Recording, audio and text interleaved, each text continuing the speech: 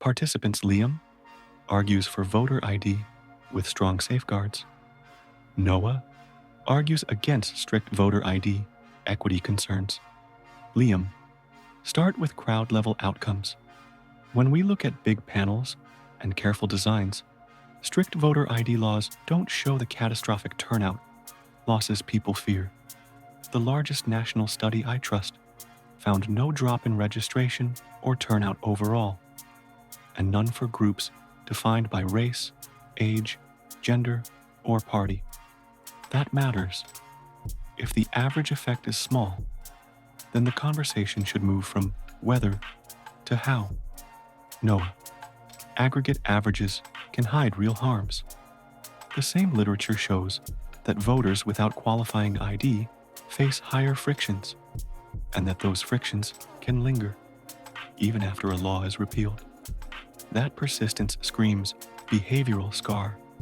If a policy predictably deters marginalized voters, you can't wave it away by pointing to statewide means.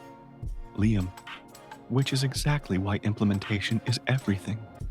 If the state issues free IDs quickly, accepts broad forms of identification, staffs polling places to troubleshoot, and offers generous affidavit or cure options, you neutralize most of that friction. Think of ID as a door. It can be heavy and exclusionary, or it can be on smooth hinges with someone holding it open. Noah. But the hinges aren't hypothetical. They're budgets, training, and street-level discretion. We've seen jurisdictions where signature checks or document checks became choke points. We've also seen that the people most likely to lack ID are younger voters, lower-income voters, and racial ethnic minorities. If you build a policy that predictably affects those groups, you own the disparate impact. Liam, then design around the disparity, proactively mail eligibility checks and ID application kits, deploy weekend and evening ID issuance, allow student, tribal, veteran, and expired IDs with reasonable safeguards. Make the affidavit a real alternative, not a trap. Publish rejection and cure rates so everyone can see whether the process is working. Noah, I appreciate the engineering mindset. My worry is deeper. The promised benefit is preventing fraud that's vanishingly rare in the first place. We're erecting an apparatus that has a measurable cost to some voters to mitigate a threat that data barely detect. That's a poor trade-off, unless you can prove the deterrence value outweighs the access cost. Liam, deterrence and public confidence both matter. Confidence is not just vibes. It affects whether losers accept outcomes and whether winners feel bound by constraints. Some evidence shows ID laws raise confidence among one side of the aisle. In polarized environments, that can stabilize the system. Noah, and reduce confidence on the other side, netting out to polarization. If trust is the goal, transparency and audits do more good than ID checks that some perceive as targeted. I'd rather invest in risk-limiting audits, clean roll maintenance, and robust chain of custody for ballots. Those tools directly address integrity without placing conditions on the voter at the point of service. Liam, we don't have to choose. Keep audits and clean rolls and implement ID with equity guardrails. Also, the best evidence shows the modal effect is small. That suggests we can design ID in a way that preserves access while satisfying a broad slice of the public that identity is verified. Noah, small on average isn't small for the person whose ballot doesn't count. Consider first-time voters or students who show up with a campus ID that isn't accepted, or the person who can't take time off to chase paperwork. Policies that are neutral on paper can be non-neutral in practice. Liam, so make the practice neutral.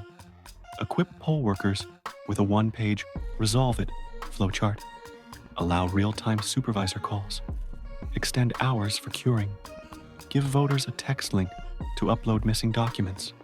And crucially, measure everything.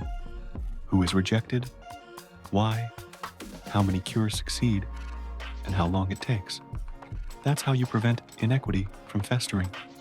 Noah. We also need to acknowledge the symbolic signal.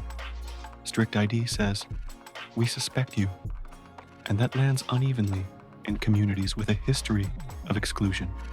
That signal can depress participation beyond the mechanical hurdles. The most careful work I've read suggests those signals create lasting disengagement among those directly affected. Liam. Then temper the signal. Brand the policy as verification, not suspicion. Pair it with services, automatic voter registration, pre-election ID fairs, and universal ballot tracking so voters can see acceptance in real time. If people experience the system as helpful rather than hostile, the psychological cost drops. Noah. If you commit to all that, plus public dashboards showing disparities and a legal trigger to revise rules when inequities appear, I'm closer to yes.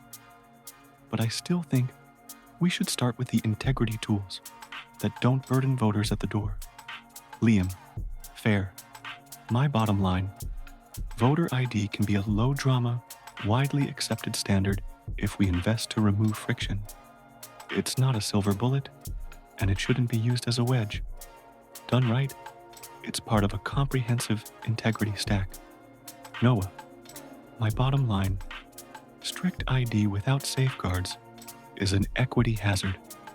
If policymakers insist on it, they must shoulder the responsibility to make it effortless, measurable, and correctable. Otherwise, the democratic cost is too high. Liam.